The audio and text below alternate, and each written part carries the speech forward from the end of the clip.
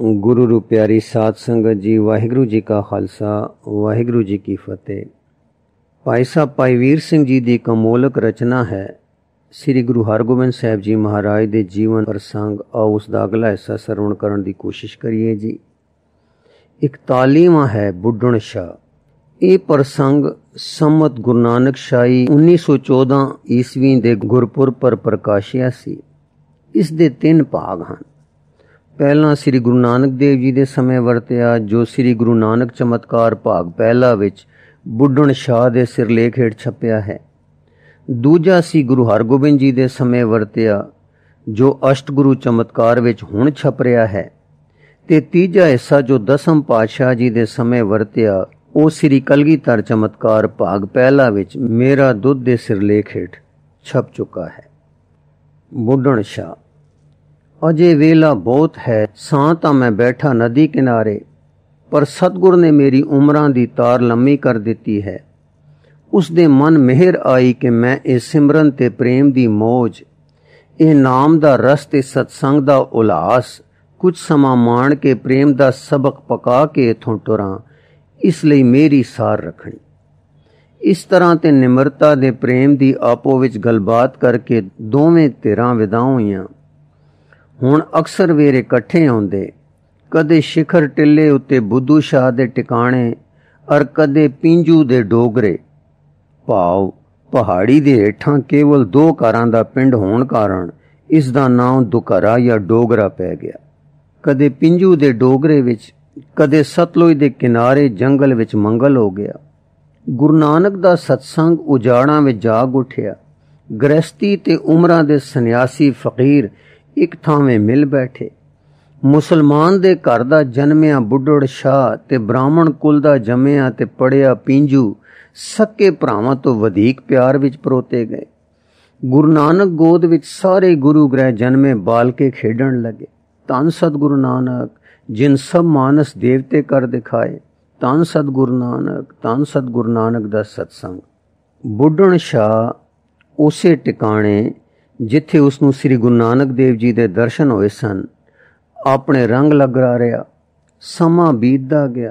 गुरु बाबे नानक जी दे वरदान, उसदे पवित्र जीवन, उच्चे टिकाणे निवास, सुथरी हवा, सुथरा आवास, सुथरा भोजन दुध दा, सुथरा जीवन ते सुथरी आत्मा, प्रेम रंग रंगी नाम रूपी पींग झूड़दी रही।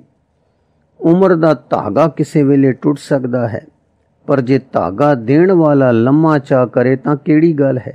सो लम्मा हुंदा गया। दिन रहण उसदा सिमरन विच बीतदा रहा। हुण रस पैंदा है। इस करके कदे घबरा उदासी नहीं आई। ध्यान टिक गया है, नाम पक गया है, रसिया हो गया है। सत्संगी पिंजू बुढ़ड़ शाह दी पहाड़ी दे हेठां डोगरी दा वसनीक सी।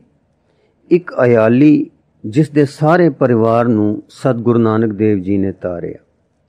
सत्संगी पिंजू जी सचखंड जा वसे हन।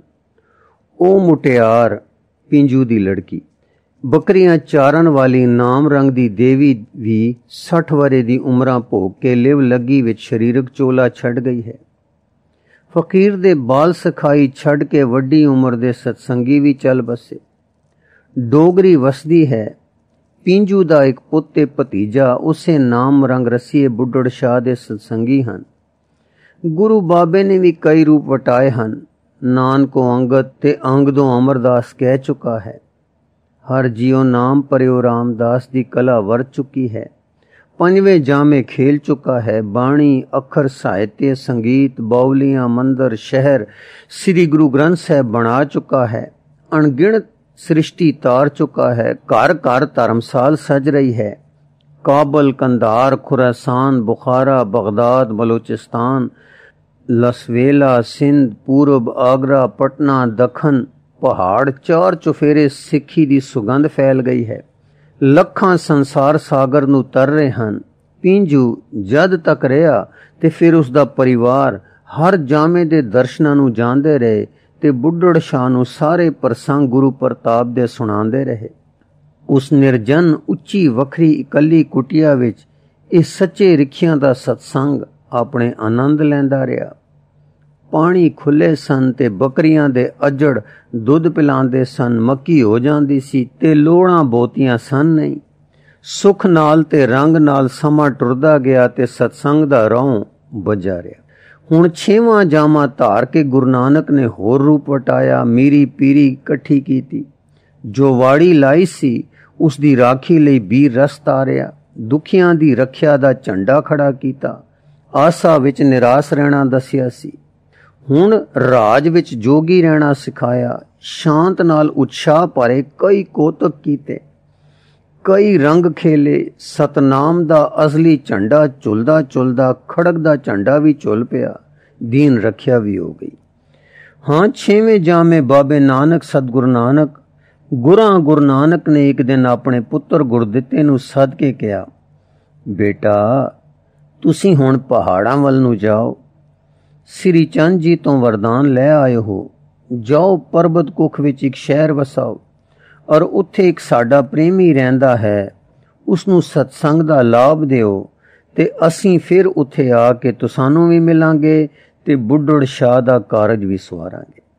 पिता जी दी आग्या पा के परमारथ दे प्रेमी, शक्तिवान, कलाधारी ते नाम रसिया बाबा गुरदित्ता जी जो छोटी उम्रे ही बाबा जी कहलांदे से सतलुज पार हो पहाड़ां नूं टुर पए। पिता गुरु जी दे दसे टिकाणे अपड़े, उच्ची जगह ते जा चढ़े। उपर जाके चार चुफेरे दा रमणीक नज़ारा देख के जी खिड़ गया, मन विच स्वाद आ गया। कहण लगा, गुरु बाबा किहे किहे सोने टिकाणे डेरे लांदा रहा है। कुछ अगे जाके डिठा के शेर बकरियां चार रहा है। तक के बाबा गुरदित्ता जी ताड़ गए कि ठीक टिकाणे सिर आ गए हैं। ये फकीर दा टिकाणा है जिथे शेर बकरी प्रेम कर रहे हैं। उधरों बुढ़ड़ शाह दी नज़र पई कि घोड़े ते चढ़ के कोई आ रहा है। ये तां ओह पहला दर्शन जापदा है जो गुरु बाबे आख्या सी कि पहला सतगुर दा पुत्र आवेगा। साईं जाने ओह शहजादा आया है, मत्था खिड़िया है, चेहरा रसदायक है, नाम दी खुशबू आमदी है, ठीक सतगुर बालका आया है। बुढ़े ने उठ के रकाब ते जा सिर तरिया। गुरदित्ता जी ने हेठां उतर के सिर संभालिया, घुट के मिले। बुढ़ड़ शाह, कि आप ही ये प्रतापी बाणा धार के आए हो? गुरदित्ता जी, आप तां मेरे मगरों आउणगे, मैं अगों दास आया हां जो मालिक दे बैठण नूं जगह बनावां। मैं ओ नहीं, पर मैं ओदा झाड़ू बरदार हां। दुध तैयार मैं करावांगा, कटोरा भर के पीणगे ओह जो तेरे मालक हैं। बुढ़ड़ शाह नूं सारियां निशानियां मिलियां। प्यारे दे पुत दा प्रेम गद गद कर गया। शरीर हुण बहुत बुढ़ा सी, पर गुरमुख बुढ़े कदे नाही जिन्हां अंतर सुरत ध्यान। सुरत जवान सी, दिनों दिन जोबना विच सी। साईं ने अपने बंद दे टिकाणे तो जरा अगेरे खुले थां डेरा कराया। मसन दास नती यानी स्त्री दा डोला, बच्चे होर सारा लाओ लश्कर असबाब पुज गया। तंबू लग गए। जंगल दा मानो सुहावा मंगल हो गया। कुछ को दिन परस्पर प्रेम और सत्संग मगरों बाबे ने कहा, बुढ़ड़ शाह जी, असां इत्थे नगर वसाना है, तुसीं टिकाणा दसो। ये सुन के बुढ़े नेत्रां विच नीर भर आया।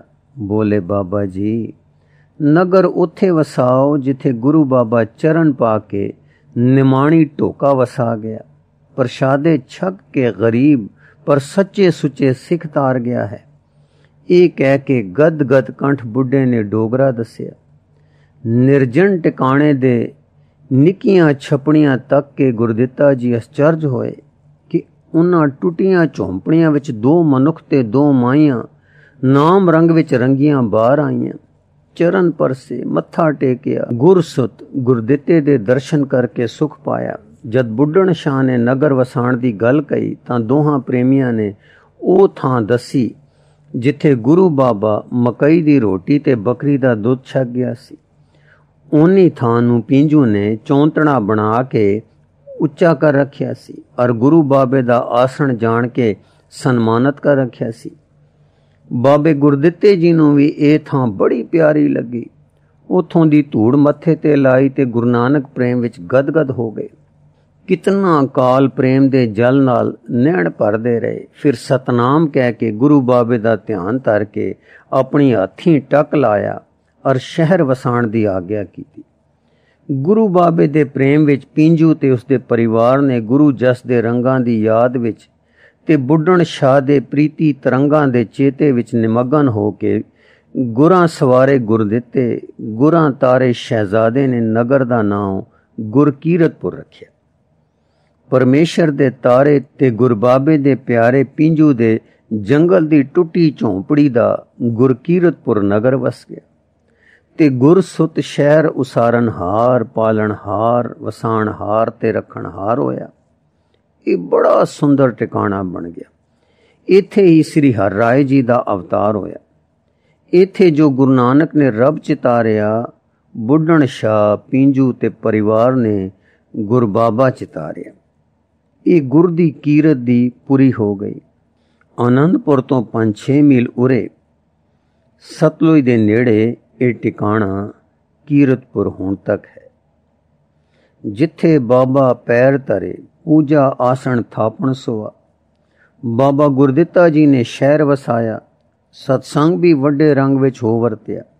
ਸਵੇਰੇ ਆਸਾ ਦੀ ਵਾਰ ਲੱਗੇ, ਸਾਂਝ ਨੂੰ ਸੋਦਰ ਦਾ ਦੀਵਾਨ ਸਜੇ, ਕਥਾ ਵਾਰਤਾ ਸਤਸੰਗ ਹੋਵੇ। ਦੁਪਹਿਰ ਨੂੰ ਬਾਬੇ ਹੋਰੀ ਕਦੇ ਸ਼ਿਕਾਰ ਜਾਣ, ਕਦੇ ਬਨ ਵਿੱਚ ਜਾ ਬੈਠਣ, ਕਦੇ ਬੁੱਢੜ ਸ਼ਾਹ ਨਾਲ ਸਤਸੰਗ ਹੋਵੇ। ਬੁੱਢੜ ਸ਼ਾਹ ਹੁਣ ਅਤਿਅੰਤ ਬੁੱਢਾ ਸੀ। ਸਾਹਿਬਜ਼ਾਦੇ ਬੜਾ ਪਿਆਰ ਕਰਦੇ ਸੀ। ਇੱਕ ਦਿਨ ਵਾਰਤਾਲਾਪ ਹੁੰਦਿਆਂ ਬੁੱਢੜ ਸ਼ਾਹ ਨੇ ਪੁੱਛਿਆ, ਹੇ ਗੁਰਮੁਖ, ਇਹ ਸਤਿਗੁਰ ਦੇ ਪਿਆਰੇ ਜੀ, ਇਹ ਵਿਸਮਾਦ ਦੀ ਪੌੜੀ ਜੋ ਸਤਿਗੁਰੂ ਨਾਨਕ ਨੇ ਆਖੀ ਹੈ, ਵਿਸਮਾਦ ਦਾ ਕੀ ਭੇਦ ਹੈ? ਤਦ ਸ੍ਰੀ ਗੁਰਦਿੱਤਾ ਜੀ ਨੇ ਆਖਿਆ, ਵਿਸਮਾਦ ਇੱਕ ਐਸਾ ਉੱਚਾ ਰੰਗ ਹੈ ਜੋ ਆਤਮਾ ਦਾ ਆਪਣਾ ਤਰੰਗ ਹੈ। ਇਹ ਮਨ ਜਾਂ ਸਰੀਰ ਦਾ ਖੇਲ ਨਹੀਂ।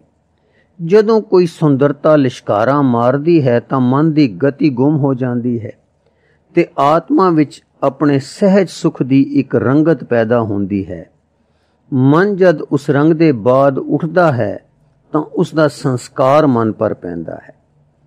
ਭਾਵੇਂ ਮਨ ਉਸ ਰਸ ਦਾ ਹਾਲ ਕੁਛ ਨਹੀਂ ਦੱਸ ਸਕਦਾ, ਕਿਉਂਕਿ ਮਨ ਦੀ ਉਸ ਵਿੱਚ ਗਮਤਾ ਨਹੀਂ ਹੈ, ਪਰ ਸੰਸਕਾਰ ਪੈਣ ਕਰਕੇ ਸਵਾਦ ਮਾਣਦਾ ਹੈ।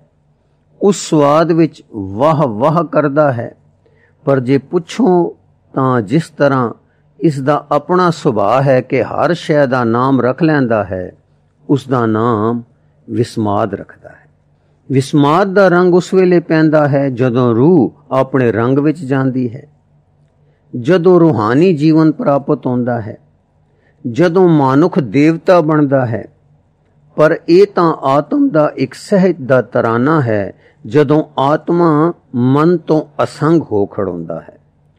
ਉਨ ਕੁਦਰਤ ਦੇ ਪਦਾਰਥ ਬਿਜਲੀ, ਪਾਣੀ, ਪੌਣ, ਅਗਨੀ, ਸੂਰਜ, ਚੰਨ, ਤਾਰੇ, ਹਵਾ, ਜੰਗਲਾਂ ਦੇ ਨਜ਼ਾਰੇ ਸਭ ਵਿਸਮਾਦ ਪੈਦਾ ਕਰਦੇ ਹਨ। ਜਦੋਂ ਕੁਦਰਤੀ ਸੁੰਦਰਤਾ ਝਲਕਾਰਾ ਮਾਰੇ ਤਦੋਂ ਤ੍ਰਿਖਾ ਜਾਂ ਮਲਕੜਾ ਵਿਸਮਾਦ ਦਾ ਅਸਰ ਪੈਂਦਾ ਹੈ। ਇਸ ਅਸਰ ਨੂੰ ਸਤਿਗੁਰ ਨੇ ਆਸਾਵਾਰ ਦੀ ਪੌੜੀ ਵਿੱਚ ਦੱਸਿਆ ਹੈ ਕਿ ਇਹ ਜੋ ਕੁਦਰਤ ਦਿਸਦੀ ਹੈ, ਇਸ ਦੇ ਸਾਰੇ ਚਮਤਕਾਰੇ ਵਿਸਮਾਦ ਕਰਨੇ ਹਾਰੇ ਹਨ। ਬੁੱਢੜ ਸ਼ਾਹ, ਪਰ ਹਰ ਕਿਸੇ ਪਰ ਇਹ ਅਸਰ ਨਹੀਂ ਪੈਂਦਾ। ਸਾਰਾ ਜਹਾਨ ਰੋਜ਼ ਸੂਰਜ, ਚੰਦ, ਤਾਰੇ ਤੱਕਦਾ ਹੈ, ਪਰ ਕੋਈ ਵਿਸਮਾਦ ਨਹੀਂ ਹੁੰਦਾ। ਗੁਰਦਿੱਤਾ, ਇਸ ਕਰਕੇ ਕਿ ਮਨੁੱਖ ਦਾ ਮਨ ਸੋਚਾਂ, ਫਿਕਰਾਂ, ਲੋੜਾਂ ਦੇ ਪੂਰਨ ਕਰਨ ਦੇ ਆਹਾਰਾਂ ਵਿੱਚ ਲੱਗ ਕੇ ਗਿਣਤੀ ਵਾਲਾ ਹੋ ਗਿਆ ਹੈ। ਦਿਲ ਦੀਆਂ ਦਿਲਗੀਰੀਆਂ ਤੇ ਫਿਕਰਾਂ ਨੇ ਹਰ ਵੇਲੇ ਇਸ ਨੂੰ ਸੋਚਣ, ਫਿਕਰ ਕਰਨ, ਸੰਕਲਪ ਕਰਨ, ਗਿਣਨ, ਸਮਝਣ, ਜੋੜਨ, ਤੋੜਨ ਵਿੱਚ ਲਾ ਰੱਖਿਆ ਹੈ। ਉਹ ਇਹਨਾਂ ਨਜ਼ਾਰਿਆਂ ਦੇ ਅਸਰ ਤੋਂ ਵਿਸਮਤ ਨਹੀਂ ਹੁੰਦਾ। ਮਨ ਹੋਰ ਥਾਂ ਰੁੱਝਾ ਹੋਣ ਕਰਕੇ ਆਖਦਾ ਹੈ, ਉਹ ਤਾਰੇ ਰੋਜ਼ ਚੜ੍ਹਦੇ ਹਨ, ਉਹ ਬਿਜਲੀ ਜੋ ਸਦਾ ਤਕੀਦੀ ਹੈ। ਇੱਕ ਤਰ੍ਹਾਂ ਨਾਲ ਮਨੁੱਖ ਦੇ ਦਿਲ ਦੇ ਦਰਵਾਜ਼ੇ ਕੁਦਰਤੀ ਸੁੰਦਰਤਾ ਦੇ ਅਸਰਾਂ ਨੂੰ ਆਪਣੇ ਅੰਦਰੋਂ ਲੈਣ ਤੋਂ ਬੰਦ ਕਰ ਦਿੱਤੇ ਹਨ। ਦੂਸਰੀ ਗੱਲ ਇਹ ਹੈ ਕਿ ਮਨੁੱਖ ਸੁੰਦਰ ਨੂੰ ਦੇਖ ਕੇ ਉਸ ਤੋਂ ਆਪਣੇ ਅੰਦਰ ਉਤਪੰਨ ਹੋਏ ਭਾਵ ਵਿੱਚ ਲੀਨ ਹੋਣ ਦੀ ਥਾਂ ਉਸ ਸੁੰਦਰ ਨੂੰ ਲੈ ਲੈਣ ਵਿੱਚ ਲੱਗਦਾ ਹੈ। अर्थात उस विच किसे ना किसे तरह हौं वाड़ देंदा है। जी को जे सुंदर स्त्री वेखदा है तां चाहुंदा है कि मैं लवां। ਇਹ ਤ੍ਰਿਸ਼ਨਾ ਉਸ ਦੇ ਮਨ ਨੂੰ ਮੈਲਾ ਕਰ ਦਿੰਦੀ ਹੈ, ਇਸ ਲਈ ਵਿਸਮਾਦ ਦਾ ਅਸਰ ਨਹੀਂ ਪ੍ਰਤੀਤ ਦਿੰਦਾ। ਜੇ ਬਿਜਲੀ ਕੜਕਦੀ ਵੇਖਦਾ ਹੈ ਤਾਂ ਡਰ ਕੇ ਨੱਸਦਾ ਹੈ ਕਿ ਮਤਾ ਮੈਨੂੰ ਮਾਰ ਨਾ ਦੇਵੇ। ਇਹ ਡਰ ਉਸ ਦੇ ਮਨ ਨੂੰ ਮੈਲਾ ਕਰ ਦਿੰਦਾ ਹੈ ਔਰ ਉਸ ਦੇ ਵਿਸਮਾਦ ਰਸ ਨੂੰ ਪ੍ਰਤੀਤ ਨਹੀਂ ਕਰ ਸਕਦਾ। ਸੁੰਦਰਤਾ ਸਾਈਂ ਦੇ ਆਪਣੇ ਨੂਰ ਦਾ ਇੱਕ ਝਲਕਾਰਾ ਹੈ। ਚਾਹੇ ਸੁੰਦਰਤਾ ਕਿਤੋਂ ਲਿਸ਼ਕਾਰਾ ਮਾਰੇ, ਇਹ ਲਿਸ਼ਕਾਰਾ ਕਿਸੇ ਨਾ ਕਿਸੇ ਰੰਗ ਵਿੱਚ ਇਲਾਹੀ ਹੈ।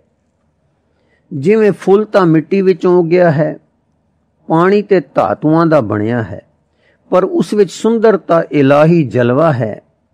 ਚੰਦਰਮਾ ਤਾਂ ਜੜ ਪਦਾਰਥ ਹੈ, ਪਰ ਉਸ ਦੀ ਸੁੰਦਰਤਾ ਇਲਾਹੀ ਨੂਰ ਹੈ। ਇਸ ਤਰ੍ਹਾਂ ਜਿਨ੍ਹਾਂ ਪਦਾਰਥਾਂ ਤੋਂ ਸੁੰਦਰਤਾ ਪ੍ਰਗਟ ਹੁੰਦੀ ਹੈ ਉਹ ਤਾਂ ਪਦਾਰਥ ਹਨ, ਪਰ ਸੁੰਦਰਤਾ ਇਲਾਹੀ ਜਮਾਲ ਹੈ, ਰੱਬੀ ਝਲਕਾ ਹੈ, ਪਰਮੇਸ਼ਰੀ ਲਿਸ਼ਕਾਰਾ ਹੈ। ਜਦ ਇਹ ਲਿਸ਼ਕ ਮਾਰਦੀ ਹੈ, ਸਾਡਾ ਆਪਣਾ ਆਪ ਉਸ ਦੇ ਅਸਰ ਨਾਲ ਆਪਣੇ ਆਪ ਵਿੱਚ ਜੁੜ ਕੇ ਰਸਲੀਨ ਹੋ ਜਾਂਦਾ ਹੈ। ਪਰ ਇਹ ਸਮਾਂ ਬੜਾ ਥੋੜਾ ਹੁੰਦਾ ਹੈ। ਜੇ ਸੁਭਾਅ ਇਉਂ ਦਾ ਪੱਕ ਜਾਵੇ ਕਿ ਸੁੰਦਰਤਾ ਦੀ ਲਿਸ਼ਕ ਵੱਜਦੇ ਸਾਰ ਅਸੀਂ ਆਪੇ ਵਿੱਚ ਰਸਲੀਨ ਹੋ ਜਾਈਏ ਤਾਂ ਅਸੀਂ ਸਾਧੂ, ਫਕੀਰ, ਜੋਗੀ, ਸਮਾਜ ਸਥਿਤ ਸੰਤ ਹਾਂ। ਪਰ ਅਸੀਂ ਇਹ ਨਹੀਂ ਕਰਦੇ। ਜਿਸ ਚੀਜ਼ ਤੋਂ ਰਸ ਲੱਜਾ ਹੈ ਉਸ ਵੱਲ ਰੁਖ ਕਰਦੇ ਹਾਂ, ਜਾਂ ਉਸ ਨੂੰ ਲੈ ਕੇ ਆਪਣਾ ਕਰਕੇ ਭੋਗਣ ਤੇ ਮਾਣਨ ਦੇ ਤਰੱਦਦ ਵਿੱਚ ਲੱਗ ਪੈਂਦੇ ਹਾਂ, ਜਾਂ ਉਸ ਤੋਂ ਭੈ ਖਾਂਦੇ ਹਾਂ, ਜਾਂ ਉਸ ਨੂੰ ਪੜਚੋਲਣਾ ਚਾਹੁੰਦੇ ਹਾਂ। ਇਤਿਆਦਕ ਕਿਸੇ ਨਾ ਕਿਸੇ ਤਰ੍ਹਾਂ ਅਸੀਂ ਮਨ ਨੂੰ ਉਸ ਦੇ ਆਹਾਰ ਵਿੱਚ ਲਾ ਦਿੰਦੇ ਹਾਂ ਤੇ ਇਹ ਮਨ ਦਾ ਸੁੰਦਰ ਪਦਾਰਥਾਂ ਵਿੱਚ ਲੱਗਣਾ ਇਹ ਸੰਸਾਰਾਕਾਰ ਬਿਰਤੀ ਹੈ ਤੇ ਬੰਧਨ ਹੈ। ਜਦੋਂ ਲਿਸ਼ਕਾਰਾ ਵਜੇ ਤੇ ਅਸਰ ਕਰੇ ਤਦੋਂ ਮਨ ਨਹੀਂ ਹੋਵੇਗਾ। ਪੰਜਵੇਂ ਜਾਮੇ ਗੁਰੂ ਬਾਬੇ ਨੇ ਆਖਿਆ ਹੈ, ਸੁਪਨੇ ਉਬੀ ਭਈ ਗਇਓ ਕੀ ਨਾ ਅੰਚਲਾ, ਸੁੰਦਰ ਪੁਰਖ ਬਿਰਾਜਤ ਪੇਖ ਮਨ ਬੰਚਲਾ, ਖੋਜੋ ਤਾਂ ਕੇ ਚਰਨ ਕਹੋ ਕਤ ਪਾਈ ਹੈ, ਹਰ ਹਾਂ ਸੋਈ ਜਤਨ ਬਤਾਏ ਸਖੀ ਪ੍ਰਿਉ ਪਾਈ ਹੈ। ਕਹਿੰਦੇ ਹਨ ਜਦੋਂ ਸੁੰਦਰ ਪਿਆਰੇ ਦੇ ਦਰਸ਼ਨ ਦਾ ਝਲਕਾ ਵੱਜਾ ਉਦੋਂ ਅਸੀਂ ਸੁੱਤੇ ਹੋਏ ਸਾਂ, ਅਰਥਾਤ ਮਨ ਉਸ ਵੇਲੇ ਗੁੰਮ ਸੀ। ਹਾਂ, ਮਨ ਦੀ ਸੁਪਨ ਅਵਸਥਾ ਸੀ ਜਦੋਂ ਕਿ ਅਸੀਂ ਉੱਚੇ ਹੋਏ ਅਰਥਾਤ ਦਰਸ਼ਨ ਪਾਇਆ। ਪ੍ਰਸ਼ਨ ਹੁੰਦਾ ਹੈ ਕਿ ਫਿਰ ਪਿਆਰੇ ਦਾ ਪੱਲਾ ਫੜ ਕਿਉਂ ਨਾ ਲੀਤਾ। ਕਹਿੰਦੇ ਹਨ ਸੁੰਦਰਤਾ ਦਾ ਝਲਕਾ ਐਸਾ ਵੱਜਾ ਕਿ ਮਨ ਠੱਗਿਆ ਗਿਆ। ਉਹ ਗੱਲ ਫਿਰ ਦੱਸੀ ਕਿ ਸੁੰਦਰਤਾ ਦਾ ਅਸਰ ਵਿਸਮਾਦ ਐਸੀ ਸ਼ੈ ਹੈ ਕਿ ਮਨ ਠੱਗਿਆ ਜਾਂਦਾ ਹੈ। ਮਨ ਬੁੱਧੀ ਉਸ ਵੇਲੇ ਕੰਮ ਨਹੀਂ ਕਰ ਰਹੇ ਹੁੰਦੇ। ਹੁਣ ਆਖਦੇ ਹਨ ਕਿ ਪ੍ਰੀਤਮ ਦੀ ਖੋਜ ਕਰ ਰਹੀ ਹਾਂ ਤੇ ਪੁੱਛ ਰਹੀ ਹਾਂ ਕਿ ਕੋਈ ਯਤਨ ਦੱਸੋ, ਘੜੀ ਫਿਰ ਕਿਸ ਵੇਲੇ ਆਵੇ। ਹੁਣ ਯਤਨ ਇਹੀ ਹੈ ਕਿ ਮਨ ਗਿਣਤੀਆਂ ਵਿੱਚ ਨਾ ਲੱਗੇ, ਮਨ ਸੋਚ ਫਿਕਰ ਤੋਂ ਨਿਕਲੇ ਤੇ ਪਿਆਰੇ ਵੱਲ ਲੱਗੇ। ਫਿਰ ਐਸੇ ਸਮੇਂ ਆਉਣਗੇ ਕਿ ਝਲਕਾ ਪਵੇਗਾ ਤੇ ਵਿਸਮਾਦ ਆਵੇਗਾ। ਗੱਲ ਕੀ, ਮਨ ਜਿਹੜਾ ਗ੍ਰਹਿਣ ਸ਼ਕਤੀ ਵਾਲਾ ਹੈ, ਜੋ ਚਾਹੁੰਦਾ ਹੈ ਲਵਾਂ, ਉਸ ਪਰ ਵਿਸਮਾਦ ਦਾ ਅਸਰ ਪਿਆ ਪ੍ਰਤੀਤ ਘਟ ਦਿੰਦਾ ਹੈ। ਜੋ ਮਨ ਤਿਆਗ ਸ਼ਕਤੀ ਵਾਲਾ ਹੈ ਉਸ ਪਰ ਵਿਸ਼ੇਸ਼ ਅਸਰ ਪੈਂਦਾ ਹੈ ਤੇ ਪ੍ਰਤੀਤ ਦਿੰਦਾ ਹੈ। ਬੁੱਢੜ ਸ਼ਾਹ ਸਾਹਿਬਜ਼ਾਦੇ ਜੀ, ਗੱਲ ਹੈ ਠੀਕ। ਇੱਥੇ ਇੱਕ ਪਹਾੜਨ ਕੁੜੀ ਭੋਲੀ ਭਾਲੀ ਆਇਆ ਕਰਦੀ ਸੀ। ਕਦੇ ਕਦੇ ਮੈਨੂੰ ਕੁਝ ਫਲ ਫੁੱਲ ਦੇ ਜਾਇਆ ਕਰਦੀ ਸੀ, ਕਦੇ ਮੇਰਾ ਚੋਲਾ ਧੋ ਕੇ ਦੇ ਜਾਇਆ ਕਰਦੀ ਸੀ। ਮੈਂ ਹਠੀਆ ਤਪੀਆ ਸਾਂ ਪਰ ਸੁਖੀ ਨਹੀਂ ਸਾਂ। ਉਹ ਕੁੜੀ ਸੁਖੀ ਸੀ, ਆਤਮ ਰਸ ਦੀ ਲਖਤਾ ਰੱਖਦੀ ਸੀ, ਪਰ ਮੈਂ ਨਾ ਪਛਾਣ ਸਕਿਆ। ਉਸਦੇ ਇਸ ਭੇਦ ਦਾ ਜਿਸ ਦਿਨ ਮੈਨੂੰ ਗੁਰੂ ਬਾਬੇ ਦੇ ਦਰਸ਼ਨ ਹੋਏ ਪਤਾ ਲੱਗਾ ਕਿ ਇਹ ਤਾਂ ਗੂਹੜ ਆਤਮ ਅਵਸਥਾ ਵਿੱਚ ਹੈ ਔਰ ਗੁਰੂ ਬਾਬੇ ਜੀ ਦੀ ਮਿਹਰ ਨਾਲ ਉੱਚੀ ਹੋਈ ਹੈ। ਪਰ ਇੱਕ ਗੱਲ ਹੋਰ ਹੈ, ਜੋ ਸੁਖ ਇਸ ਵਿੱਚ ਮੈਂ ਤਦੋਂ ਡਿੱਠਾ ਉਹ ਹੋਰ ਤਰ੍ਹਾਂ ਦਾ ਸੀ। ਕੁਦਰਤ ਦੇ ਚਮਤਕਾਰ ਦੇਖ ਕੇ ਮੈਨੂੰ ਕੁਝ ਵਿਸਮਾਦ ਹੋਇਆ ਕਰਦਾ ਸੀ, ਪਰ ਉਹ ਛਿਨ ਦੇ ਕਰੋੜਵੇਂ ਹਿੱਸੇ ਵਿੱਚ ਲੰਘ ਜਾਇਆ ਕਰਦਾ ਸੀ। ਪਰ ਜੋ ਵਿਸਮਾਦ ਮੈਂ ਇਸ ਕੁੜੀ ਵਿੱਚ ਤੱਕਿਆ ਸੀ ਉਹ ਬੜੇ ਗੂੜੇ ਰੰਗ ਦਾ ਔਰ ਲਗਾਤਾਰ ਜਾਪਦਾ ਸੀ। ਗੁਰਦਿੱਤਾ ਜੀ, ਸਾਈਂ ਜੀ, ਉਹ ਗੂੜੇ ਰੰਗ ਦਾ ਵਿਸਮਾਦ ਤੁਸਾਂ ਤਦੋਂ ਡਿੱਠਾ ਜਦੋਂ ਗੁਰੂ ਬਾਬੇ ਦੇ ਦਰਸ਼ਨ ਪਾਏ, ਠੀਕ ਹੈ। ਬੁੱਢਣ ਸ਼ਾਹ, ਠੀਕ ਹੈ, ਪਰ ਇਹ ਵੱਡਾ ਤੇ ਉੱਚਾ ਸੀ। ਗੁਰਦਿੱਤਾ ਜੀ, ਬਾਬਾ ਜੀ, ਜੋ ਆਤਮ ਸੁੰਦਰਤਾ ਦੇ ਲਿਸ਼ਕਾਰੇ ਝਲਕੇ ਮਾਰਦੇ ਹਨ ਉਹਨਾਂ ਲਈ ਅਸੀਂ ਤਿਆਰ ਨਹੀਂ ਹੁੰਦੇ। ਅਸੀਂ ਉਹਨਾਂ ਨੂੰ ਗਿਣਤੀਆਂ ਵਿੱਚ ਤੇ ਨਾ ਗੌਲਣ ਵਿੱਚ ਛੱਡਦੇ ਹਾਂ। ਸਾਨੂੰ ਪਤਾ ਨਹੀਂ ਕਿ ਇਸ ਕੱਖ ਦੇ ਓਲੇ ਲੱਖ ਤਰਿਆ ਹੈ। ਜਿਹੜਾ ਗੁਰੂ ਨਾਨਕ ਦੇ ਦਰਸ਼ਨ ਦਾ ਵਿਸਮਾਦ ਸੀ ਉਹ ਇਉਂ ਵੱਡਾ ਤੇ ਉੱਚਾ ਹੈ ਕਿ ਗੁਰੂ ਨਾਨਕ ਦੀ ਆਤਮ ਸੁੰਦਰਤਾ ਦੇ ਖਜ਼ਾਨੇ ਨਾਲ 8 ਪੈਰ ਅਭੇਦ ਰਹਿਣ ਕਰਕੇ ਦਿਨ ਰਾਤ ਆਪਣੇ ਸੁੰਦਰ ਪ੍ਰੀਤਮ ਨਾਲ ਲਿਵਲੀਨ ਰਹਿਣ ਕਰਕੇ ਸੁੰਦਰਤਾ ਦੀ ਅਵਧੀ ਨੂੰ ਪਹੁੰਚੀ ਹੋਈ ਹੈ। ਜਦੋਂ ਇਹ ਸੁੰਦਰਤਾ ਲਿਸ਼ਕਾਰਾ ਮਾਰਦੀ ਹੈ ਤਾਂ ਇਸ ਤਰ੍ਹਾਂ ਦਾ ਡੂੰਘਾ ਅਸਰ ਕਰਦੀ ਹੈ ਕਿ ਦੇਖਣ ਵਾਲੇ ਦਾ ਮਨ ਆਪਣੇ ਜਿਹਾ ਕਰ ਲੈਂਦੀ ਹੈ। ਬਿਸਮਾਦ ਨੂੰ ਇਉਂ ਦੱਸਦੇ ਹਨ, ਮਾਇਰੀ ਪੇਖ ਰਹੀ ਬਿਸਮਾਦ, ਅਨਹਦ ਧੁਨੀ ਮੇਰਾ ਮਨ ਮੋਇਓ, ਅਚਰਜ ਤਾਂ ਕੇ ਸਵਾਗ। ਇਹ ਦਰਸ਼ਨ ਨਾਲ ਕਹਿੰਦੇ ਹਨ ਕੈਵਲ ਪਦ ਮੁਕਤ ਪਦ ਪ੍ਰਾਪਤ ਹੁੰਦਾ ਹੈ। ਇਹਨਾਂ ਆਤਮ ਦਰਸ਼ਨਾਂ ਦੀ ਮਹਿਮਾ ਇਉਂ ਦੱਸੀ ਹੈ, ਦਰਸ਼ਨ ਦੇਖ ਭਈ ਨਹਿ ਕੇਵਲ, ਜਨਮ ਮਰਨ ਦੁੱਖ ਨਾਸਾ। ਗੁਰੂ ਨਾਨਕ ਦੇਵ ਜੀ ਦੀ ਆਤਮਾ ਸੁੰਦਰਤਾ ਦਾ ਪੁੰਜ ਹੈ। ਜਦ ਉਹ ਪਿਆਰ ਨਾਲ ਕਿਸੇ ਵੱਲ ਤੱਕਦੇ ਹਨ ਤਾਂ ਉਹਨਾਂ ਦੀ ਆਤਮ ਸੁੰਦਰਤਾ ਅਗਲੇ ਨੂੰ ਬਿਸਮਾਦ ਕਰਦੀ ਹੈ। ਉਸ ਬਿਸਮਾਦ ਵਿੱਚ ਭਾਈ ਗੁਰਦਾਸ ਜੀ ਦੱਸਦੇ ਹਨ ਕਿ ਇਹ ਹਾਲ ਹੁੰਦਾ ਹੈ, ਦਰਸ਼ਨ ਦੇਖਤ ਹੀ ਸੁਧ ਕੀ ਨਾ ਸੁਧ ਰਹੀ, ਬੁੱਧ ਕੀ ਨਾ ਬੁੱਧ ਰਹੀ, ਮਤ में न मत है, सुरत में न सुरत और ध्यान में न ध्यान रहो, ज्ञान में न ज्ञान रहो, गत में न गत है। धीरज को धीरज, गर्भ को गर्भ गयो, रत में न रत रही, पत रत पत है। अद्भुत परम अद्भुत, विस्मय विषम, आश्चर्य आश्चर्य, अत अत है। बुढ़ण शाह ठीक है, पर सतगुरु नानक नूं विस्माद पाउण, विस्माद पाणी, हर शੈ ਵਿੱਚ ਵਿਸਮਾਦ ਦੀਦਾ ਸੀ। ਗੁਰਦਿੱਤਾ ਜੀ, ਕਿਉਂਕਿ ਉਹਨਾਂ ਦੇ ਮਨ ਵਿੱਚ ਵੈਰ ਭਉ ਤ੍ਰਿਸ਼ਨਾ ਨਹੀਂ ਸਨ। ਉਹਨਾਂ ਦਾ ਮਨ ਪਰਮੇਸ਼ਰ ਦੇ ਪਿਆਰ ਵਿੱਚ ਲਿਵਲੀਨ ਸੀ। ਉਹ ਵਾਹਿਗੁਰੂ ਦੀ ਸੁੰਦਰਤਾ ਵਿੱਚ ਸਦਾ ਰਸਲੀਨ ਸੀ। ਇਸ ਕਰਕੇ ਹਰ ਨਿੱਕੀ ਤੋਂ ਨਿੱਕੀ ਸੁੰਦਰਤਾ ਉਹਨਾਂ ਲਈ ਵਿਸਮਾਦ ਭਾਵ ਉਤਪੰਨ ਕਰ ਰਹੀ ਸੀ। ਤੁਸੀਂ ਦੇਖੋ ਕੁਦਰਤ ਦੇ ਚਮਤਕਾਰ ਤੱਕ ਕਿ ਉਹ ਵਿਸਮਾਦ ਹੁੰਦੇ ਹਨ। ਫਿਰ ਇਹ ਵਿਸਮਾਦ ਉਹਨਾਂ ਨੂੰ ਅਚਰਜ ਰੂਪ ਉਹ ਦਿਸਦਾ ਹੈ। ਕਦੇ ਤਾਂ ਐਂ ਵਿਸਮਾਦ ਹੁੰਦੇ ਹਨ ਮਾਨੋ ਅੱਖਾਂ ਨਾਲ ਸੁੰਦਰਤਾ ਤੱਕੀ ਹੈ। ਕਦੀ ਇਹਨਾਂ ਕੁਦਰਤੀ ਪਦਾਰਥਾਂ ਵਿੱਚੋਂ ਉਹਨਾਂ ਨੂੰ ਪਰਮੇਸ਼ਰ ਦੀ ਹੀ ਇਲਾਹੀ ਧੁਨੀ ਸੁਣਾਈ ਦਿੰਦੀ ਹੈ। ਸੋਦਰ ਵਿੱਚ ਸਤਿਗੁਰੂ ਜੀ ਸਾਰੀਆਂ ਚੀਜ਼ਾਂ ਨੂੰ ਪਰਮੇਸ਼ਰ ਦਾ ਕੀਰਤਨ ਕਰ ਰਹੇ ਸੁਣਦੇ ਹਾਂ। ਕੀਰਤਨ ਸੰਗੀਤ ਵੀ ਇੱਕ ਸੁੰਦਰਤਾ ਹੈ ਜਿਸ ਦਾ ਅਨੁਭਵ ਕੰਨਾਂ ਦੁਆਰਾ ਆਉਂਦਾ ਹੈ। ਕਿਤੇ ਗੁਰੂ ਬਾਬੇ ਜੀ ਨੂੰ ਕੁਦਰਤ ਦੇ ਨਜ਼ਾਰੇ ਨਾਲੇ ਅੱਖਾਂ ਨਾਲ ਨਾਲੇ ਕੰਨਾਂ ਨਾਲ ਵਿਸਮਾਦ ਦੇ ਰਹੇ ਹਨ ਕਿ ਆਰਤੀ ਦਾ ਸਾਜ਼ ਸਜਿਆ ਦਿਸਦਾ ਹੈ, ਨਾਲੇ ਆਰਤੀ ਦਾ ਗਾਇਨ ਤੇ ਕੀਰਤਨ ਸੁਣਾਈ ਦੇ ਰਿਹਾ ਹੈ। ਜੋ ਗਗਨ ਰਉ ਚੰਦ ਤਾਰੇ ਮਲਿਆਨ ਪਾਉਣ ਬਨਸਪਤੀ ਸਾਨੂੰ ਵਸਤਾਂ ਦਿਸਦੇ ਹਨ। ਗੁਰੂ ਬਾਬੇ ਨੂੰ ਆਰਤੀ ਕਰ ਰਹੇ, ਆਰਤੀ ਗਾ ਰਹੇ ਦਿਸਦੇ ਹਨ ਔਰ ਵਿਸਮਾਦ ਕਰ ਰਹੇ ਹਨ। ਗੱਲ ਕੀ ਉਹਨਾਂ ਦੀ ਲਿਵਲੀਨ ਆਤਮਾ ਨੂੰ ਹਰ ਪਾਸਿਓਂ ਨਿੱਕੇ ਤੋਂ ਨਿੱਕੇ ਤੇ ਵੱਡੇ ਤੋਂ ਵੱਡੇ ਕੁਦਰਤੀ ਚਮਤਕਾਰ ਤੋਂ ਵਿਸਮਾਦ ਦੀ ਬਰਖਾ ਹੋ ਰਹੀ ਦਿਸਦੀ ਹੈ। ਗੁਰੂ ਆਪਣੇ ਆਤਮਾ ਦੇ ਝਲਕਾਰੇ ਨਾਲ ਆਪਣੇ ਦਰਸ਼ਨ ਕਰਨ ਹਾਰਿਆਂ ਵਿੱਚ ਇਹ ਰਸ ਪਾਉਂਦਾ ਹੈ। ਬੁੱਢੜ ਸ਼ਾਹ ਫਿਰ ਇਹ ਇੱਕ ਦਾਤ ਹੈ, ਨਿਰੋਲ ਦਾਤ ਹੈ। ਕਿਸੇ ਸਾਧਨ ਯਤਨ ਦਾ ਫਲ ਤਾਂ ਨਹੀਂ ਨਾ, ਮੇਰੇ ਨਾਲ ਤਾਂ ਇੰਜੇ ਵਰਤਿਆ ਹੈ। ਗੁਰਦਿੱਤਾ ਜੀ ਠੀਕ ਹੈ, ਇਹ ਇਲਾਹੀ ਦਾਤ ਹੈ, ਇਹ ਨਦਰ ਹੈ। ਜਿਸ ਵੱਲ ਸਤਿਗੁਰੂ ਨਾਨਕ ਨੇ ਆਪਣੇ ਪਿਆਰ ਨਾਲ ਤੱਕਿਆ ਉਸ ਨੂੰ ਗੁਰੂ ਨਾਨਕ ਦੀ ਅੰਦਰਲੀ ਇਲਾਹੀ ਸੁੰਦਰਤਾ ਨੇ ਰੰਗ ਲਾ ਦਿੱਤਾ। ਜਿਸ ਤਰ੍ਹਾਂ ਅੱਗ ਦੀ ਲਾਟ ਪਾਸ ਆ ਕੇ ਦੀਵਿਆਂ ਨੂੰ ਬਾਲ ਦਿੰਦੀ ਹੈ, ਪਰ ਸਾਈਂ ਜੀ ਆਪਣੇ ਮਨ ਨੂੰ ਇਸ ਦੇ ਲੈਣ ਜੋ ਕਰਨੇ ਲਈ ਕੁਝ ਘਾਲ ਕਰਨੀ ਹੁੰਦੀ ਹੈ। ਘਾਲ ਦਾ ਫਲ ਇਹ ਦਾਤ ਨਹੀਂ, ਪਰ ਘਾਲ ਵਾਲੇ ਪਰ ਜੇ ਨਦਰ ਪਾਏ ਤਾਂ ਆਪਣੇ ਵਰਗਾ ਕਰ ਲੈਂਦੀ ਹੈ। ਬੁੱਢਣ ਸ਼ਾਹ ਘਾਲ ਕੀ ਹੈ? ਗੁਰਦਿੱਤਾ ਜੀ ਘਾਲ ਆਪਾ ਨਿਵਾਰਨਾ, ਮਨ ਵਿੱਚ ਤਿਆਗ ਦਾ ਵਸਾਣਾ, ਮਨ ਗਿਣਤੀਆਂ ਵਿੱਚ ਘੱਟ ਵਰਤੇ, ਅਰਥਾਤ ਵੈਰ ਭੈ ਖਾਹਿਸ਼ਾਂ ਲਵਾਂ ਇਹਨਾਂ ਨਾਲ ਨਿਹੋ ਤੋੜੇ, ਕੰਮ ਕਰੇ ਫਲ ਦੀ ਵਾਸ਼ਨਾ ਨਾ ਕਰੇ, ਕਿਸੇ ਆਪਣੀ ਇੱਛਾ ਦਾ ਗੁਲਾਮ ਨਾ ਬਣੇ। जो कम करे निर्वास करे, भै ना खावे, वैर ना करे, मोह विच ना फसे, गल की आपा निवारे। बुढ़ण शाह, ये भी बड़ा कठिन है, कोई जुगत? गुरदित्ता जी, हर चढ़ाई औखी तां हुंदी है पर उच्चियां लै जांदी है।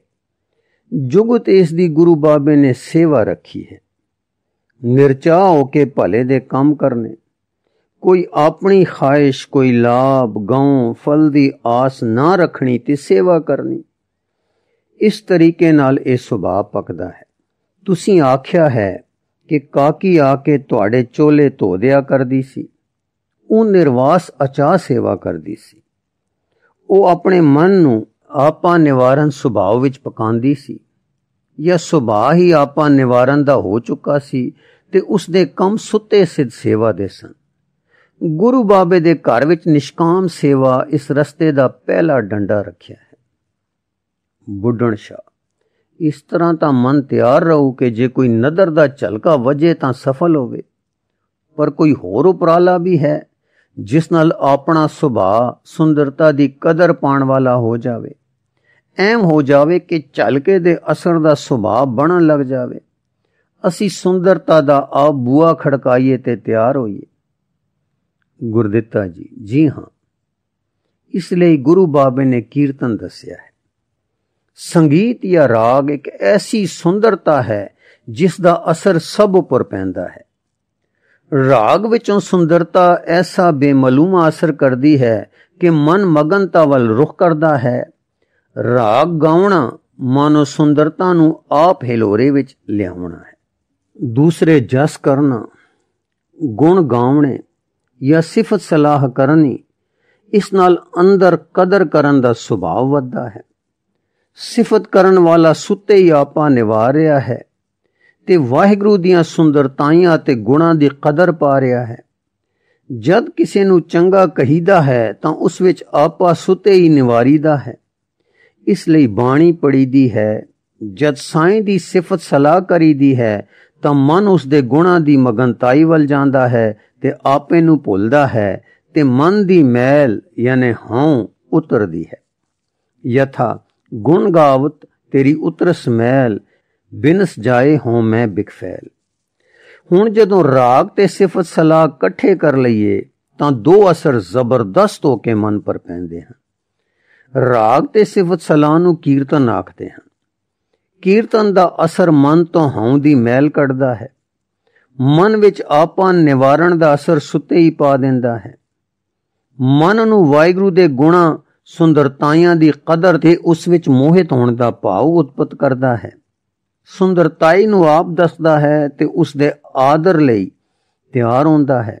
ਇਸ ਕਰਕੇ ਗੁਰੂ ਬਾਬੇ ਕਿਹਾ ਹੈ, ਜਿਸ ਨੂੰ ਬਖਸ਼ੇ ਸਿਫਤ ਸਲਾਹ, ਨਾਨਕ ਪਾਤਸ਼ਾਹੀ ਪਾਤਸ਼ਾਹ। ਬੁੱਢਣ ਸ਼ਾਹ, ਗੁਰੂ ਬਾਬਾ ਧੰਨ ਗੁਰੂ ਬਾਬਾ ਹੈ। ਆਪੇ ਰੰਗ ਬਖਸ਼ ਗਿਆ ਤੇ ਇਹ ਪ੍ਰੇਮ ਰੰਗ ਆਏ ਪਏ ਅਸਰ ਕਰਦੇ ਰਹੇ। ਧੰਨ ਗੁਰੂ ਨਾਨਕ ਨਿਰੰਕਾਰੀ। ਸਾਹਿਬਜ਼ਾਦੇ ਜੀ, ਸੇਵਾ ਨਿਸ਼ਕਾਮ ਸੇਵਾ ਨਾਲ, ਕੀਰਤਨ ਨਾਲ ਮਨ ਤਿਆਰ ਹੋਇਆ, ਹਉ ਨਿਵਰੀ, ਕਦਰ ਆਈ, ਵਿਸਮਾਦ ਲਈ ਰਾਹ ਖੁੱਲਾ, ਵਿਸਮਾਦ ਦੇ ਅਸਰ ਪੈਣ ਲੱਗੇ। ਪਰ ਦੁੱਖ ਇਹ ਰਹਿ ਜਾਂਦਾ ਹੈ ਕਿ ਇਹ ਕਦੇ ਕਦੇ ਚੱਲ ਕੇ ਵੱਜਦੇ ਹਨ। ਪਏ ਬੇਨਤੀਆਂ ਕਰੀਦੀਆਂ ਹਨ, ਕਹਿ ਰਵਿਦਾਸ ਆਸ ਲਗ ਜੀਵੋਂ, ਚਿਰ ਪਇਓ ਦਰਸ਼ਨ ਦੇਖੇ। ਕੋਈ ਐਸੀ ਮਿਹਰ ਨਹੀਂ ਕਿ ਲਗਾਤਾਰ ਰੰਗ ਲੱਗੇ। ਸਾਹਿਬਜ਼ਾਦੇ ਜੀ, ਕਿਉਂ ਨਹੀਂ? ਗੁਰੂ ਬਾਬੇ ਨੇ ਜੋ ਆਪ ਨੂੰ ਕਿਹਾ ਸੀ, ਬੈਠੋ ਮਨ ਸਤਨਾਮ ਪਰੋਏ। ਇਹ ਸਤਨਾਮ ਨਾਲ ਮਨ ਦਾ ਪਰੋਣਾ, ਨਾਮ ਜਪਣਾ, ਸਿਮਰਨ ਕਰਨਾ ਜਾਂ ਪ੍ਰੀਤਮ ਦੀ ਯਾਦ ਵਿੱਚ ਵਸਣਾ, ਆਪਣੇ ਆਪ ਨੂੰ ਉਸ ਦੀ ਹਜ਼ੂਰੀ ਵਿੱਚ ਹਰਦਮ ਪ੍ਰਤੀਤ ਕਰਨਾ, ਇਹ ਹੈ ਸਿਮਰਨ ਕਰਨਾ। ਇਸ ਦਾ ਭਾਵ ਇਹ ਹੈ ਕਿ ਲਗਾਤਾਰ ਸੁਖ ਬਜੇ। ਸਿਮਰਨ ਨਾਲ ਉਹ ਭੁੱਲ ਜੋ ਸਾਡੇ ਤੇ ਸਾਡੇ ਸੁੰਦਰ ਵਾਹਿਗੁਰੂ ਦੇ ਵਿਚਕਾਰ ਹਾਇਲ ਹੈ, ਦੂਰ ਹੁੰਦੀ ਹੈ। ਜਦ ਲਗਾਤਾਰ ਯਾਦ ਰਹੀ, ਲਗਾਤਾਰ ਹਜ਼ੂਰੀ ਰਹੀ, ਲਗਾਤਾਰ ਅਸੀਂ ਸੁੰਦਰ ਪ੍ਰੀਤਮ ਦੇ ਨਾਲ ਰਹੇ, ਤਦੋਂ ਸਮਝੋ ਕਿ ਵਿਥ ਗਈ। ਜਦੋਂ ਆਪਾ ਨਿਵਰ ਜਾਵੇ, ਸਿਫਤ ਸਲਾਹ ਵਸ ਜਾਵੇ, ਧਿਆਨ ਮਾਲਕ ਦੀ ਹਜ਼ੂਰੀ ਵਿੱਚ ਵਸ ਨਿਕਲੇ, ਫਿਰ ਰਸ ਆਪ ਤੋਂ ਆਪ ਲਗਾਤਾਰ ਹੁੰਦਾ ਹੁੰਦਾ ਲਗਾਤਾਰ ਹੋ ਜਾਂਦਾ ਹੈ। ਇਸ ਲਗਾਤਾਰ ਪ੍ਰਵਾਹ ਦਾ ਨਾਮ ਲਿਵ ਹੈ। ਲਿਵ ਲੱਗੀ ਰਹੇ, ਫਿਰ ਅੰਦਰਲਾ ਆਤਮਾ ਹਉ ਦੇ ਬੰਧਨਾਂ ਤੋਂ ਛੁੱਟ ਗਿਆ। ਆਪਾ ਸੁੰਦਰ ਤੇ ਸੁੰਦਰਤਾ ਦੇ ਘਰ ਵਾਹਿਗੁਰੂ ਨਾਲ ਸੁਰ ਹੋ ਗਿਆ, ਸਹਿਜ ਪਦ ਵਿੱਚ ਆ ਗਿਆ। ਫਿਰ ਵਿਸਮਾਦ ਹੀ ਵਿਸਮਾਦ ਹੈ। ਉਹ ਰੰਗ ਹੈ, ਉਹ ਸਵਾਦ ਹੈ, ਉਹ ਰਸ ਹੈ, ਉਹ ਆਨੰਦ ਹੈ, ਉਹ ਵਿਨੋਦ ਹੈ, ਉਹ ਮੰਗਲ ਹੈ ਕਿ ਜੋ ਸਭ ਤਰ੍ਹਾਂ ਅਕਹਿ ਹੈ। ਉੱਥੇ ਮਨ ਦੀ ਗਮਤਾ ਨਹੀਂ ਜੋ ਵਰਣਨ ਕਰੇ, ਉੱਥੇ ਚੰਨ ਸੂਰਜ ਨਹੀਂ ਜੋ ਚਾਨਣਾ ਪਾਣ, ਉੱਥੇ ਵਿਥ ਪੁਲਾੜ ਨਹੀਂ ਕਿ ਤੁਸੀਂ ਉਸ ਦਾ ਰੂਪ ਲਖੋ, ਉੱਥੇ ਸਮਾਂ ਨਹੀਂ ਕਿ ਤੁਸੀਂ ਉਸ ਦਾ ਆਦ ਅੰਤ ਜਾਣ ਸਕੋ, ਉੱਥੇ ਕੋਈ ਹੇਤੂ ਨਹੀਂ, ਕੋਈ ਕੀਮਤ ਨਹੀਂ ਕਿ ਤੁਸੀਂ ਕੋਈ ਫਲ ਸਿੱਟੇ ਕਾਰਨ ਤੱਕ ਸਕੋ, ਉੱਥੇ ਦੂਜਾ ਨਹੀਂ ਜੋ ਤੁਸੀਂ ਕੁਝ ਪ੍ਰਤੀਤ ਕਰ ਸਕੋ। ਮਨ ਦੀ ਸਮਝ ਤੋਂ ਪਰੇ ਅਗਮ ਅਗੋਚਰ ਹੈ। ਉਸ ਸੁਖ ਤੇ ਰਸ ਦਾ ਜੋ ਮਿਸ਼ਰੀ ਦੀ ਡਲੀ ਵਾਂਗੂ ਸਾਰਾ ਮਿੱਠਾ ਹੈ, ਰੂਪ ਕੀ ਕਿਹਾ ਜਾਵੇ। ਵਿਸਮਾਦ ਹੈ ਅਰ ਵਿਸਮਾਦ ਹੈ ਅਰ ਪੂਰਨ ਵਿਸਮਾਦ ਹੈ। ਬੁੱਢੜ ਸ਼ਾਹ ਸਾਹਿਬਜ਼ਾਦੇ ਜੀ ਆਪ ਧਨ ਹੋ। ਇਸੇ ਵਿਸਮਾਦ ਸੁਖ ਤੋਂ ਬਿਨਾਂ, ਇਸੇ ਨਜ਼ਰ ਨਾਲ ਮਿਲੇ ਇਲਾਹੀ ਲਹਿਰੇ ਤੋਂ ਬਿਨਾਂ ਮੈਂ ਉਮਰਾਂ ਦਾ ਇੱਕ ਹਿੱਸਾ ਤਪਾਂ ਹੱਠਾਂ ਵਿੱਚ ਗਵਾ ਲਿਆ। ਗੁਰੂ ਬਾਬੇ ਨੇ ਮੇਰੇ ਤੇ ਮਿਹਰ ਕੀਤੀ, ਮੇਰੇ ਵਿੱਚ ਰਸ ਦੀ ਚਰਨਾਹਟ ਛੇੜੀ, ਮੈਨੂੰ ਜੀਦਾਨ ਦਿੱਤਾ, ਮੇਰੇ ਅੰਦਰ ਜੀਉਣ ਦਾ ਕਿਣਕਾ ਇਲਾਹੀ ਰਸ ਦਾ ਪਾਇਆ। ਤਦ ਤੋਂ ਹੁਣ ਤੱਕ ਦਾ ਸਮਾਂ ਬੜੇ ਹੀ ਰੰਗ ਵਿੱਚ ਲੱਗਿਆ ਹੈ। ਸ਼ੁਕਰ ਹੈ ਕਿ ਮੈਂ ਆਤਮ ਸੁਖ ਪਾਇਆ। ਗੁਰਦਿੱਤਾ ਜੀ, ਤਪ ਹੱਠ ਬਾਬਤ ਵੀ ਖਿਆਲ ਲੋਕ ਨਹੀਂ ਕਰਦੇ। ਹੱਠ ਪਹਿਲਾ ਦਰਜਾ ਹੈ। ਜਦੋਂ ਮਨ ਨੂੰ ਮਨ ਦੇ ਲੋਭ ਲਹਿਰ ਆਸਾਂ ਤ੍ਰਿਸ਼ਨਾ ਦੇ ਸੁਭਾਵ ਤੋਂ ਹੋੜੀਦਾ ਹੈ, ਸਤਿਗੁਰੂ ਦੀ ਬਾਣੀ ਤੇ ਬਾਣ ਮਾਰੀਦੇ ਹਨ ਤਾਂ ਹੱਠ ਹੀ ਕਰੀਦਾ ਹੈ। ਸਾਡਾ ਸੁਭਾਵ ਕਾਮਨਾ ਵਾਲਾ ਹੋਇਆ, ਆਦਤਾਂ ਤ੍ਰਿਸ਼ਨਾ ਦੀਆਂ ਜਨਮ ਜਨਮ ਤੋਂ ਹੋਈਆਂ, ਭੈ ਵੈਰ ਮੋਹ ਦੀਆਂ ਵਾਦੀਆਂ ਪੱਕੀਆਂ ਹੋ ਚੁੱਕੀਆਂ ਹੋਈਆਂ। ਇਹਨਾਂ ਨੂੰ ਜਦ ਹੋੜੀਦਾ ਮੋੜੀਦਾ ਤੋੜੀਦਾ ਹੈ, ਸੇਵਾ ਕਰੀਦੀ ਹੈ, ਬਾਣੀ ਪੜੀਦੀ ਹੈ ਤਾਂ ਹੱਠ ਧਾਰ ਕੇ ਕਰੀਦੀ ਹੈ। ਰਸ ਤਾਂ ਉਦੋਂ ਨਹੀਂ ਹੁੰਦਾ। ਇਸ ਨੂੰ ਹੱਠ ਕਹਿੰਦੇ ਹਨ। ਹਾਂ, ਸਰੀਰ ਨੂੰ ਕਸ਼ਟ ਦੇਣੇ ਤੇ ਕਸ਼ਟਾਂ ਨਾਲ ਸਮਝਣਾ ਪੁੰਨ ਇਕੱਠਾ ਹੋ ਰਿਹਾ ਹੈ, ਇਹ ਹੱਠ ਪੁੱਲ ਰੂਪ ਹੈ। ਪਰ ਮਨ ਵਿੱਚ ਉਦਮ ਹੱਲਾ ਕਰਕੇ ਇਸਤਕਲਾਲ ਨਾਲ ਲੱਗਣਾ ਤੇ ਹੱਠ ਕਰਕੇ ਪਾਪਾਂ ਦਾ ਤਿਆਗ ਕਰਨਾ, ਵਾਸ਼ਨਾ ਨੂੰ ਮੋੜਨਾ, ਮਨ ਧਾਮਦੇ ਨੂੰ ਵਰਜਣਾ, ਇਹ ਪਹਿਲਾ ਦਰਜਾ ਹੈ ਤੇ ਸਫਲ ਹੱਠ ਹੈ। ਫਿਰ ਕੁਛ ਮੈਲ ਘਟਦੀ ਹੈ ਤਾਂ ਉਤਸ਼ਾਹ ਆਉਂਦਾ ਹੈ। ਚੰਗੇ ਕੰਮਾਂ ਵਿੱਚ ਚਾਅ ਨਾਲ ਲੱਗੀਦਾ ਹੈ, ਸ਼ਾਂਤ ਕੰਮਾਂ ਵਿੱਚ ਮਨ ਲੱਗਦਾ ਹੈ, ਰਾਜ ਜੋਗ ਵਿੱਚ ਜੁੜਦਾ ਹੈ, ਇੰਦਰੇ ਵਸ ਹੁੰਦੇ ਹਨ, ਵਾਸ਼ਨਾਵਾਂ ਘਟ ਜਾਂਦੀਆਂ ਹਨ, ਮਨ ਜੁੜਦਾ ਹੈ ਤੇ ਸੁਖ ਪਾਉਂਦਾ ਹੈ। ਜਦੋਂ ਇਸ ਤੋਂ ਅੱਗੇ ਅਗਮ ਸੁਖ ਵਿੱਚ ਲਿਵਲੀਨ ਵਸਦਾ ਹੈ, ਜਦੋਂ ਵਾਹਿਗੁਰੂ ਵਿੱਚ ਕੁਦਰਤੀ ਆਤਮ ਰੰਗ ਦਾ ਆਨੰਦ ਲਹਿਰੇ ਲੈਂਦਾ ਹੈ, ਫਿਰ ਸਹਿਜ ਹੈ ਜੋ ਸਦਾ ਇੱਕ ਰੰਗ ਹੈ। ਪਰ ਕੀ ਕਿਹਾ ਜਾਏ, ਕਹਿਬੇ ਕੋ ਸੋਭਾ ਨਹੀਂ, ਦੇਖਾ ਹੀ ਪਰਵਾਨ। ਇਸ ਤਰ੍ਹਾਂ ਦੇ ਬਿਲਾਸ ਕਰਕੇ ਸਾਹਿਬਜ਼ਾਦੇ ਜੀ ਤਾਂ ਚਲੇ ਗਏ ਤੇ ਬੁੱਢੜ ਸ਼ਾਹ ਜੀ ਉੱਥੇ ਹੀ ਲਿਵਲੀਨ ਹੋ ਗਏ। ਦਿਨ ਹੁਣ ਚੋਖਾ ਹੋ ਆਇਆ ਸੀ, ਪਰ ਆਪ ਆਪਣੀ ਇਸ ਅਕੰਟਕ ਸਮਾਧੀ ਵਿੱਚ ਲੀਨ ਸੀ ਕਿ ਇੱਕ ਨੀਲਾ ਘੋੜਾ ਉੱਡਦਾ ਆ ਗਿਆ ਔਰ ਬਾਂਕਿਆ ਜੋੜਿਆਂ ਵਾਲੇ ਮਨ ਹਰਨ ਮਨੋਹਰ ਸ਼੍ਰੀ ਗੁਰੂ ਜੀ ਸਾਹਮਣੇ ਆ ਖਲੋਤੇ। ਸੇਲੀਆਂ ਵਾਲਾ ਗੁਰੂ ਨਾਨਕ, ਖੜਗਾਂ ਵਾਲਾ ਹਰਗੋਬਿੰਦ ਆਇਆ। ਬੁੱਢੜ ਸ਼ਾਹ ਸਮਾਧੀ ਵਿੱਚ ਦਰਸ਼ਨ ਵਾਸਤੇ ਪ੍ਰਾਰਥਨਾ ਕਰ ਰਿਹਾ ਹੈ ਤੇ ਦਰਸ਼ਨ ਦਾਤੇ ਸਾਹਮਣੇ ਖੜੇ ਹਨ। ਸਤਿਗੁਰੂ ਨੇ ਕਿਰਪਾ ਕਰਕੇ ਧਿਆਨ ਵਿੱਚ ਦਰਸ਼ਨ ਦਿੱਤਾ ਤਾਂ ਅੱਖ ਖੁੱਲੀ। ਦਰਸ਼ਨ ਅੱਖਾਂ ਵਿੱਚ ਸਮਾਇਆ, ਐਸਾ ਸਮਾਇਆ ਕਿ ਸਾਈਂ ਲੋਕ ਵਿਸਮਾਦ ਰੂਪ ਹੋ ਗਿਆ। ਸਤਿਗੁਰੂ ਨੇ ਬਹੁਤ ਪਿਆਰ ਕੀਤਾ, ਹੋਸ਼ ਵਿੱਚ ਆਂਦਾ, ਪਰ ਪਿਆਰ ਦੀ ਚਰਨਾਹਟ ਤੇ ਸਹਿਜ ਦਾ ਰਸ ਮਗਨ ਕਰ ਕਰਕੇ ਫੇਰ ਡੇਗੀ ਜਾਂਦਾ ਹੈ। ਆਤਮ ਖਿੱਚ, ਲਾਵਨੀਅਤਾ, ਸੁਰਬੀਰਤਾ, ਅਲੂਹੀਅਤਾ ਦੇ ਸੋਹਣੇ ਰੰਗ ਰੂਪ ਵਾਲੇ ਚੋਜੀ ਸਤਿਗੁਰਾਂ ਦੀ ਗੋਦ ਹੈ ਤੇ ਤਿਆਗ ਵੈਰਾਗ ਭਜਨ ਦੀ ਮੂਰਤ ਫਕੀਰ ਦਾ ਸਿਰ ਹੈ। ਇਲਾਹੀ ਪਿਆਰ ਗੁਰਸਿੱਖੀ ਦਾ ਪ੍ਰੇਮ ਆਪਣਾ ਸੰਗਮ ਦਰਸਾ ਰਿਹਾ ਹੈ। ਕਿਤਨਾ ਕਾਲ ਇਸ ਤਰ੍ਹਾਂ ਬਤੀਤਿਆ। ਸਤਿਗੁਰੂ ਜੀ ਨੇ ਅਸੀਸ ਦਿੱਤੀ ਤੇ ਆਖਿਆ, ਮੇਰਾ ਦੁੱਧ। ਪ੍ਰੇਮ ਭਾਰੇ ਬਿਰਧ ਨੇ ਉੱਠ ਕੇ ਬੱਕਰੀਆਂ ਦਾ ਆਪ ਦੁੱਧ ਚੋਇਆ ਤੇ ਚੋਜੀ ਸਤਿਗੁਰੂ ਨੂੰ ਪਿਲਾਇਆ। ਪਰ ਐਸਾ ਝਲਕਾ ਡਿੱਠਾ ਕਿ ਸਤਿਗੁਰ ਸੇਲੀਆਂ ਵਾਲਾ ਤੇ ਖੜਗਾਂ ਵਾਲਾ ਇੱਕੋ ਕੌਤੁਕ ਹਾਰ ਦੇ ਦੋ ਬਾਣੇ ਹੋ ਦਿਸੇ। ਤਦ बुढ़न शाह ने स्त्रोत किया, नमो नमो तुमको जग स्वामी, नमो नमो प्रभ अंतर जामी, नमो नमो गन तुरकन हरता, नमो नमो उजल जस करता। कुछ चिर मगरों सतगुरु जी गुरदित्ता जी दे बनाए मंदिर नूं गए, कमर कस्सा खोलिया ते इशनान आदि विच लगे ते गुरदित्ता जी नूं फकीर पास जाने दा हुक्म मिलिया। बाबा जी ते बुढ़न शाह जी गुरु जस करते रहे। सांझ नूं फकीर ने कहा, साहिबजादे जी जद तुसी शरीर त्यागो तां इसे थां देवरा बने। मुस्कुरा के साहिबजादे ने कहा, वक़्त नेड़े है, साडा देवरा इत्थे ही बनसी, पर इत्थे अजे बाबे नानक ने 10वें जामे फेर फेरा पाना है, पंथ साजना है ते इह सामणे सारे पहाड़ां विच आनंद खेड़ना है। ये सुन के बुढ़ड़ शाह ने धन गुरु नानक कहा ते लेट गया। इस तरह जद पहर रात रही तां उठे, इशनान कीता, वार पढ़ी, जप साहिब दा पाठ कर रहे सन कि खड़गां वाले गुरु नानक देव जी आ गए। फकीर ने उठ के मत्था टेकिया और चरनां नूं लिपट गया। देखत बंदे पद अरबिंदा, तन तन तुमको सुख कंदा, अंत समय मुझ दर्शन दीन, करियो किरतारक संकटहीन। सतगुर ने फरमाया, हे बुढ़न शाह जे होर चिर जीवन नूं लोड़े तां दस। फकीर ने कहा, हे सुंदरां दे सुंदर, कलेजे समा के फिर ना निकलण वाले मोहिना दे मोहिन, अपनी रजा विच रख ते अपने बख्शे विस्माद विच विस्माद कर दे। अपनी दित्ती लिव विच लिवलीन रख। उमरा बहुत बीती है, हुण चरण शरण विच वासा दे। संसार सारा तक लीता है, रज चुका हां, पर तेरा रूप तक तक के रज नहीं आई। होर तो होर तकण नूं जी करदा है, रजदा हां फिर जी करदा है। ऐसी मेहर कर कि इस सौंदर्यता विच समावां। मैं सुनिया है कि चोजी मेरे खड़गां वाले गुरु नानक ने 10वां जामा धारना है ते बलबीर अर नाम धीर पंथ रचना है।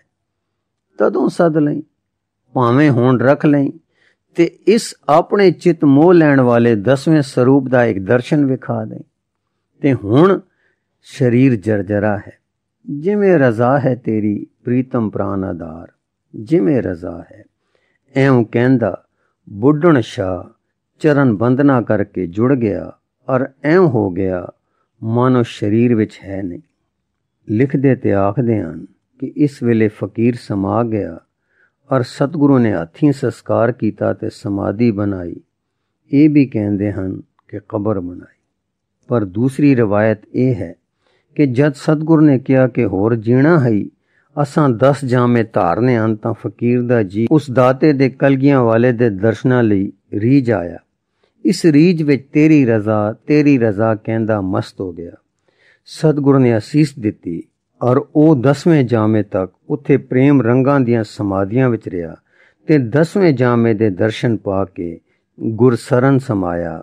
असां इस पिछली ते घट प्रसिद्ध रवायत दी पैरवी कीती है। बुढ़न शाह दी उम्र हिसाब कीते पौने 200 साल दे लगभग पुजदी है, पर रिवायतां ते सूरज प्रकाश वाले सज्जन जी उन्हां दी उम्र 500 बरस दी लिखदे हन। ਇਹ भी रिवायत है कि फकीर गुरु नानक देव जी नूं मिलण तो पहले प्राणायामी दुधाधारी हठ योग दा पक्का अभ्यासी सी। गुरु रू प्यारी साध संगत जी, इस लिखत दा अगला हिस्सा आप जी नूं अगे पढ़ के सरवण कराउण दी कोशिश करांगे जी। वाहिगुरू जी का खालसा, वाहिगुरू जी की फतेह।